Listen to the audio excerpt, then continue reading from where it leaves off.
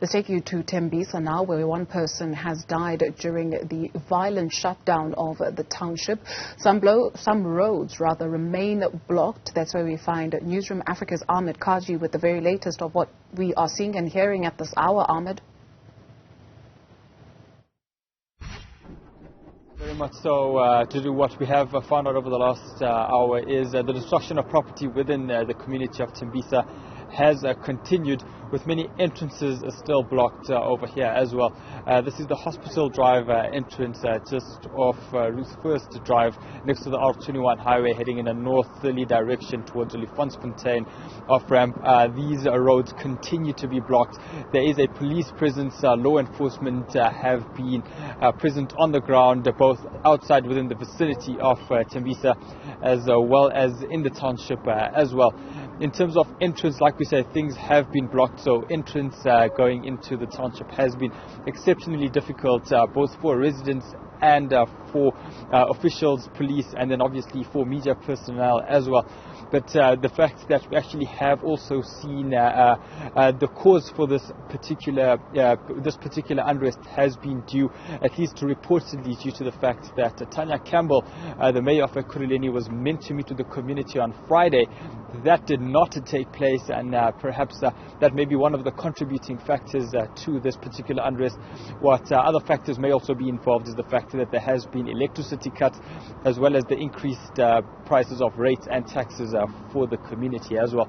But I think now would be a great chance to actually bring in to the conversation a few MMCs who have made themselves available. We'll first bring you to the conversation. Community Safety MMC Lahlogonolo Moseki. MMC, thanks very much for your time today. Can you just firstly take us through what exactly we know about what has taken place since this morning here in Tembisa? No, thanks to you, and let's greet your listeners, your viewers back at home. What actually happened here is that we had a group of guys calling themselves Tembisa Community Forum, who engaged the mayor about 2 weeks back. Last week Friday, MMCs were deployed here to come and talk to issues that they were raising on their memorandums. Safe to say that meeting never actually happened because they collapsed that particular meeting.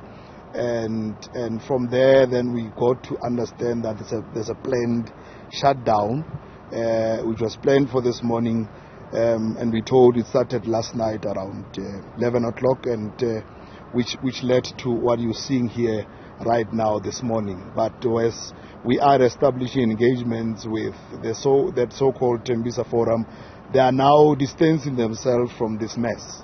Which is now a call for a concern from a security point of view. We are of a view that this now seems to be having a third hand onto it, and most probably hijacked.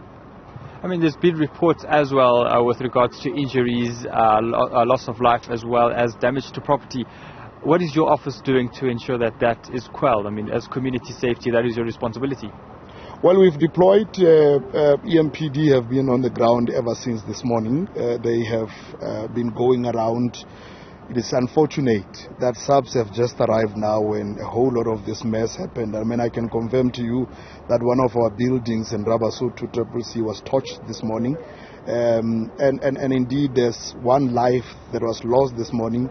And the reports that we're getting from officers is that there was a confrontation between that particular individual, the deceased, and the police officers, where he was trying to throw in the petrol bomb to the officers, and they were forced to then respond in terms of self-defense, and that led to that very unfortunate circumstance.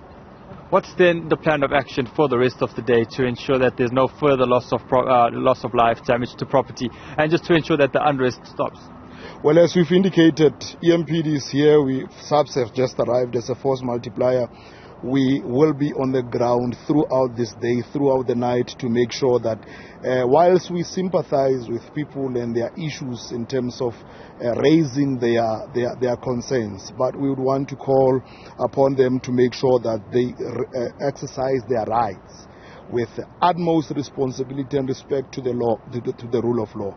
Because once you offend from that, then unfortunately you'll be met with the full might of the law, and we don't want to get to that particular position. But from our end, we are clear.